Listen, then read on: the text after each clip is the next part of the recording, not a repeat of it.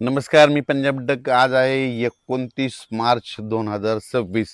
मी खूप दिवसापासून सांगितलं की राज्यामध्ये 30 तारखेपासून राज्यात वादळी वाऱ्यासह गारपीट होणार आहे आणि 29 तारखेला उत्तर महाराष्ट्राकडे पाऊस सुरू होईल. तर आज देखील चांदोड परिसरात, त्याच्यानंतर येवला, वैजापूर बऱ्याच ठिकाणी पाऊस बी झाला, वारं देखील खूप होतं. म्हणून शेतकऱ्याला परत एकदा आज सांगतो की ज्यांचा कोणाचा कांदा असेल, गहू असेल, हरभरा असेल, तर तुम्ही काय करा, उद्या आणखीन दुपारपर्यंत वेळ आहे. म्हणजे उद्याच्या 30 तारखेपर्यंत दुपारपर्यंत वेळ आहे. तुम्ही तुमचा कांदा असेल, गहू असेल, हरभरा असेल काढून झाकून ठेवा. कारण की राज्यामध्ये आत्तापर्यंत तुम्ही गारपीट होत असते, फक्त एका भागातच होते. पण ह्या पावसामध्ये 30 मार्चपासून ते 3 एप्रिलपर्यंत 31, 1, 2, 3च्या दरम्यान राज्यात ठिकठिकाणी गारपीट होणार आहे. आणि काही ठिकाणी लिंबासारखी गारपीट होईल, काही ठिकाणी बोरासारखी होईल, आणि काही ठिकाणी चिंचोक्यासारखे गारपीट सगळ्या जिल्ह्याला पाहायला भेटणार आहे. तर सुरुवातीला सांगू इच्छितो की मग गारपीट जास्त कोणत्या एरियात होणार आहे. तर सुरुवातीला आपण उद्या 30 तारखेपासूनच राज्यात पाऊस सुरू होईल. पण हे पाऊस तुम्हाला सांगू इच्छितो, नंदुरबार जिल्हा झालं, धुळे जिल्हा झालं, नाशिक जिल्हा झालं, जळगाव जिल्हा झालं, त्याच्यानंतर अहिल्यानगर, इकडं संगमनेर तालुका, त्याच्यानंतर मुंबई ठाणे, आपला मुरबाड ते परिसर, पालघर त्या परिसरामध्ये, कोकणपट्टी म्हणजे पालघरपासून ते डायरेक्ट याच्यापर्यंत कुडाळपर्यंत संपूर्ण कोकणपट्टी ह्या परिसरात देखील पाऊस पडणार आहे. सातारा, कोल्हापूर, तसेच तिथपर्यंत ह्या कोकणपट्टीमध्ये देखील खूप पाऊस देखील होणार आहे, गारपीट देखील होणार आहे. म्हणून हे लक्षात घ्यायचं.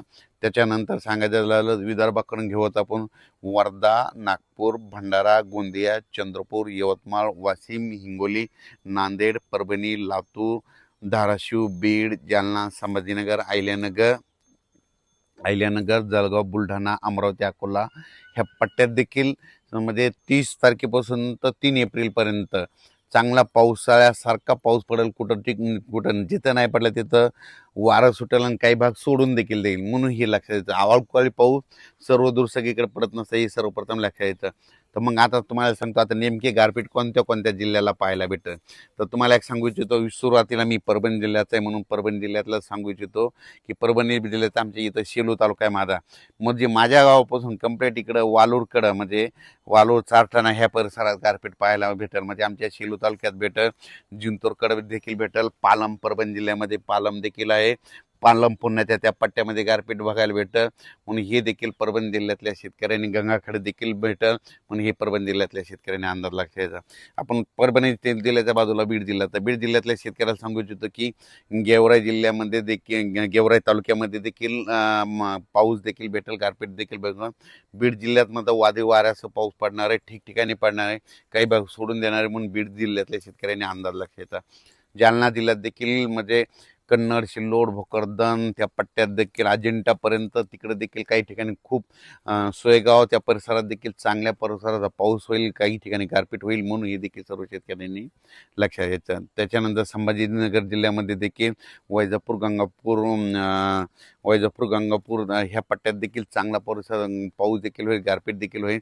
म्हणजे संभाजीनगर जिल्ह्यामध्ये चांगल्या प्रकारचा वादळी वाऱ्यासह पाऊस होणार, काही ठिकाणी गारपीट देखील पाहायला होणार नाही. म्हणून हे लक्षात येतं. अहिल्यानगरमध्ये देखील खूप ठिकाणी गारपीट पाहायला भेटेल, काही ठिकाणी वारं सुटेल, कुठं पाऊस पडेल, काही ठिकाणी निरंग देखील राहील. संगमनेर तालुका, त्याच्यानंतर पुणे जिल्ह्यात देखील, जिल्ह्यातल्या शेतकऱ्यांना देखील गारपीट पाहायला भेटेल. म्हणून हे देखील पुणे जिल्ह्यातल्या सर्व शेतकऱ्यांनी आपण आपला कांदा असेल, गहू असेल त्याचं काळजी घ्यायची. सातारा जिल्ह्यात देखील गारपीट पाहायला भेटेल.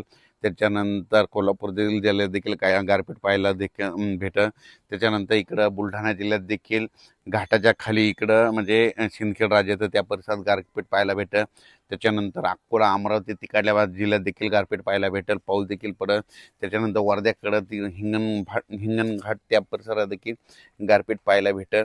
त्याच्यानंतर सांगायचं झालं तर इकडं यवतमाळ जिल्हा, माहूर तालुका त्या परिसरात देखील काही ठिकाणी पाऊस, काही ठिकाणी गारपीट पाहायला भेटेल. म्हणजे सांगायचं झालं तर खूप ठिकाणी म्हणजे हे पाऊस काही ठिकाणी पावसाळ्यासारखा पडेल, काही ठिकाणी रिमझिम पडेल, काही ठिकाणी सोडून देखील देईल.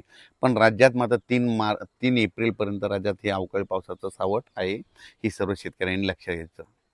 तर माझी एक महसूल विभागाला विनंती आहे की ह्या म्हणजे 30 मार्चपासून तर 3 एप्रिलपर्यंत खूप ठिकाणी गारपीट होईल म्हणून शेतकऱ्यांचे जे झालेले नुकसान आहे त्याचे तुम्ही पंचनामे करण्यासाठी सतर्क करावे आणि सगळ्यांचे जिथं जिथं गारपीट वादळी वारं होईल, शेतकऱ्याचं नुकसान होईल, सगळ्यांचे पंचनामे करून घ्यावेत ही माझी सर्वप्रथम महसूल विभागाला माझी विनंती राहील. कारण की ह्या पावसामध्ये खूप शेतकऱ्याचं नुकसान होणार आहे. म्हणजे हे पाऊस गुजरातला देखील खूप पडणार आहे, मध्य प्रदेश देखील खूप पडणार आहे, बेतूल बुरहानपूर त्या परिसरात देखील खूप पडणार आहे.